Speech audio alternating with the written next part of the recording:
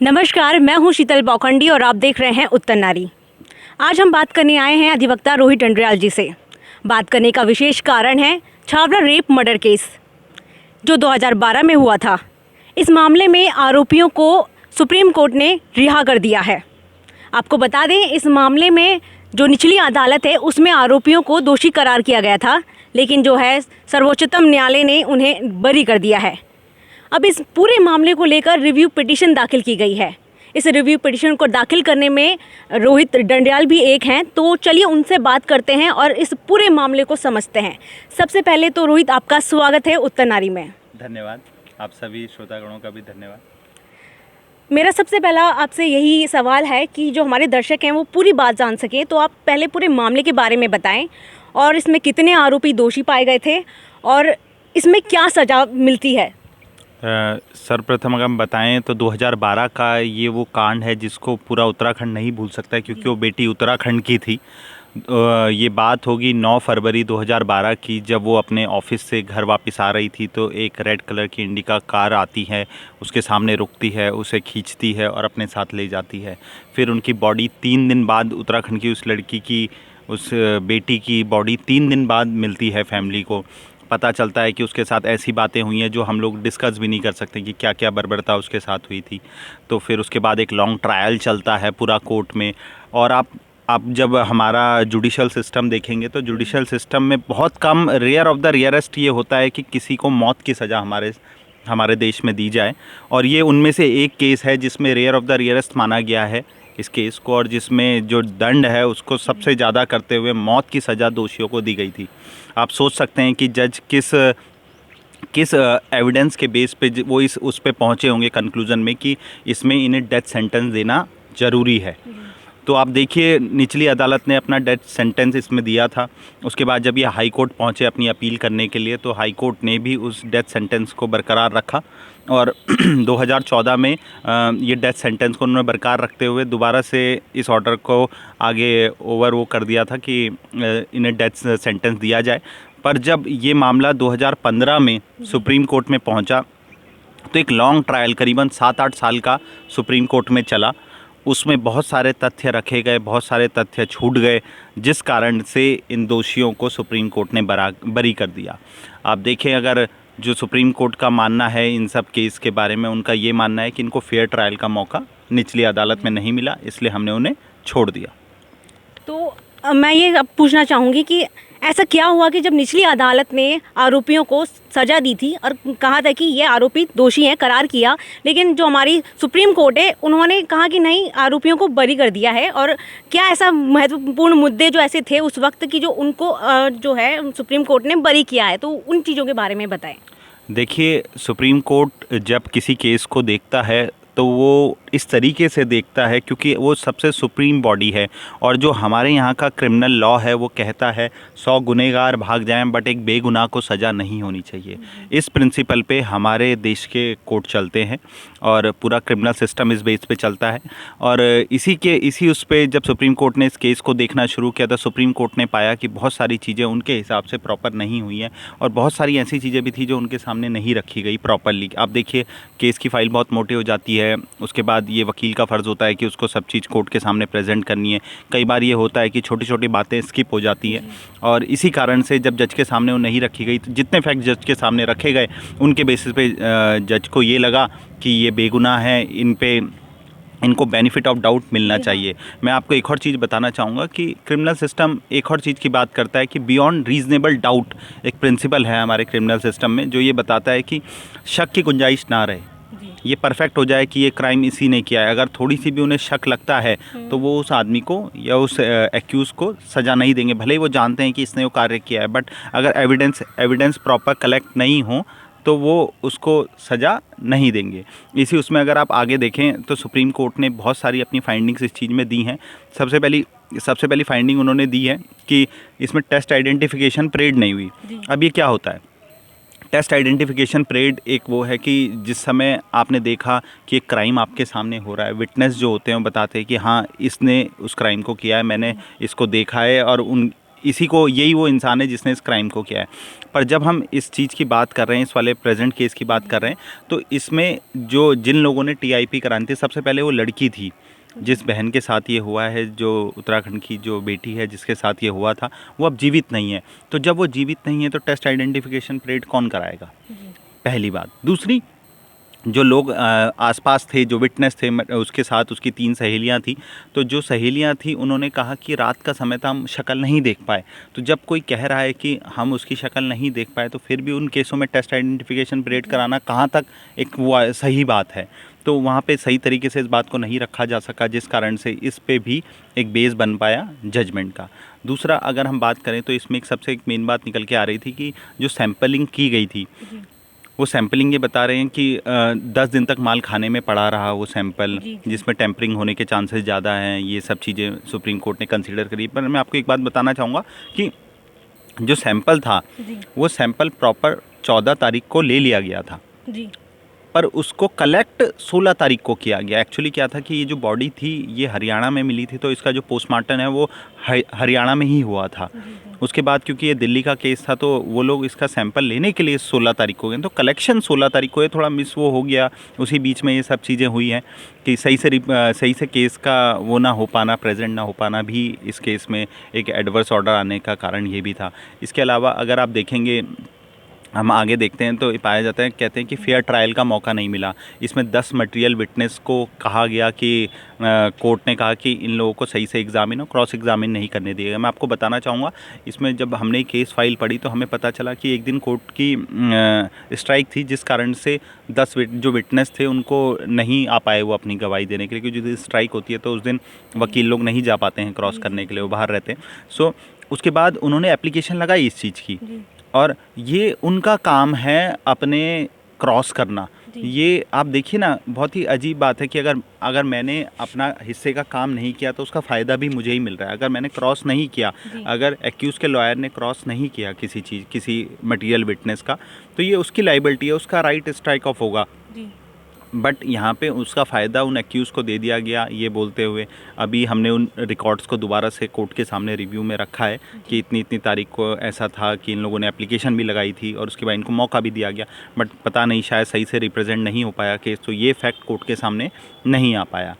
दूसरा, अगर हम बात करें तो एक सेक्शन होता है 465 CRPC का, जो ये बताता है कि अगर निचली कोर्ट ने कुछ फाइंडिंग्स करी हैं और कुछ ऑर्डर दे दिया है आपका, और नीचे जिस समय वो केस चल रहा था उस समय कोई डिफेंस नहीं लिया गया, तो उसको आप ऊपर जाके नहीं ले सकते। आप खुद सोचिए, आपको किसी विटनेस को नीचे एग्जामिन करना था, वहाँ आपने इसका काम नहीं किया, और अब आप ऊपर आके बोल रहे हैं कि नीचे का काम नहीं हुआ, तो ये कोई बेस नहीं बनता है।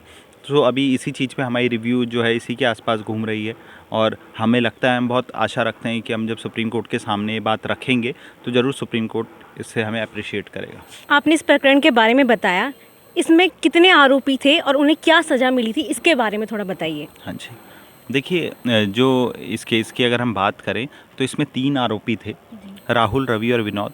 ये जो थे, इन लोगों के द्वारा ये 9 तारीख को जब ये काम किया गया, 9 तारीख को 8:45 के आसपास का समय था, ये लोग छावला से लड़की को उठा के, हमारी बहन को उठा के, और ये वहाँ लेके जाते हैं हरियाणा में। वहाँ उनके साथ बर्बरता की जाती है और उसके बाद उन्हें वहाँ एक खेत में छोड़ दिया जाता।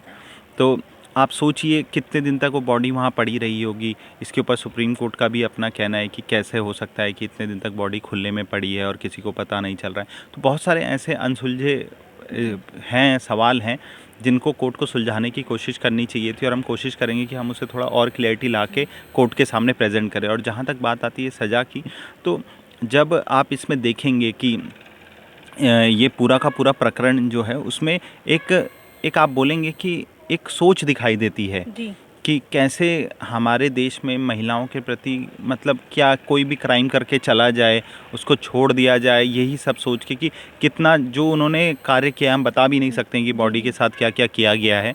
वो ये दर्शाता है, एक सोच दर्शाता है समाज की महिलाओं के प्रति, अगर ऐसे लोगों को छोड़ दिया जाएगा। इसीलिए मैंने आपको बताया था कि रेयर ऑफ द रेयरेस्ट में वही केस आते हैं जिसमें देखा जाता है कि इंसान ने किस मोटो के साथ इस काम को कैसे किया है। अब इसलिए ही उनको मौत की सज़ा तीनों को सुनाई गई थी। जो मेन सज़ा है वो मौत की सज़ा है, फाइन वाइन भी उन पे लगे हैं।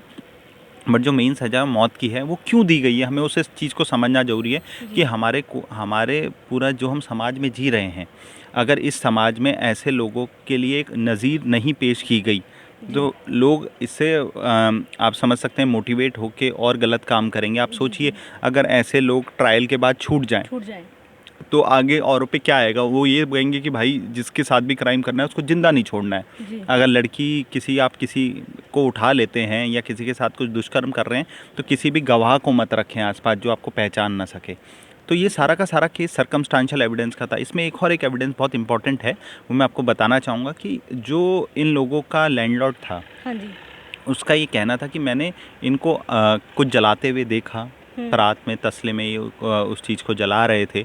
तो जो कि विक्टिम्स के कपड़े वगैरह थे, जो अपने खून के वो थे, उन चीज़ों को ये जला रहे थे। आप सोचिए वो एविडेंस डिस्ट्रॉय कर रहे हैं, उसका एक इंडिपेंडेंट विटनेस है, बट कोर्ट ने ये माना है, कोर्ट कहता है कि कड़ी से कड़ी जुड़नी चाहिए जी, कड़ियाँ नहीं जुड़ी इसलिए उनको छोड़ दिया गया। अगर रिव्यू में वो कड़ियाँ दोबारा से जुड़ जाती हैं तो पक्का इनको दोबारा से सज़ा होगी और जो पुरानी सज़ा है उसको बहाल करते हुए इनको फांसी की सज़ा हम लोग दिलाने की कोशिश करेंगे और समाज में एक न्याय की एक नज़ीर पेश करने की कोशिश करेंगे। जो रिव्यू पिटिशन दाखिल हुई है उसमें अब तक क्या क्या हुआ है और आगे क्या उम्मीद देखी जा रही है इसमें, इसके बारे में ज़रा हमारे दर्शकों को बताएं। देखिए रिव्यू पिटीशन जो हम लोगों ने फ़ाइल करी है वो हमारे द्वारा फ़ाइल अभी ऑन टाइम कर दी गई थी। 5 तारीख को ये फ़ाइल हो चुकी है। 30 डेज़ का इसमें हमारे पास टाइम पीरियड होता है कि 30 डेज़ के अंदर हमें फ़ाइल करनी थी। 7 नवंबर को ये आया था और हमने 6 दिसंबर से पहले इसको फ़ाइल करना था, हमने 5 दिसंबर को इसको फ़ाइल कर दिया। आज ये मेरे साथ है भी ये पिटीशन। तो इसमें जो हमने बेस बनाया है वो आपका डीएनए का बनाया है। जैसे डीएनए के लिए भी सुप्रीम कोर्ट ने अपनी वो दी है, करीबन 7-8 ऐसे मुख्य बिंदु हैं उन जिनके ऊपर सुप्रीम कोर्ट की अपना एक अलग से पॉइंट ऑफ व्यू है। जैसे एक सर्कमस्टांशियल एविडेंस के ऊपर है, जैसे जब उसको पकड़ा गया रवि विनोद को तो उन्होंने बताया कि बॉडी वहाँ पड़ी है, उनके कहने पे वो बॉडी मिली है, ना कि पहले वो बॉडी मिली। ठीक है, तो ये एक चीज़ होती है कि जब कोई एक्यूज्ड होता है वो कुछ बात बोलता है, एडमिट करता है, तो उस बात को माना नहीं जाता है कोर्ट में। बट एक्यूज के कहने पे अगर इंस्टांस पे कोई चीज़ मिल रही है, सेक्शन 27 ऑफ एविडेंस एक्ट इस चीज़ के लिए डील करता है, तो उसको एक्यूज़ के अगेंस्ट यूज़ किया जा सकता है।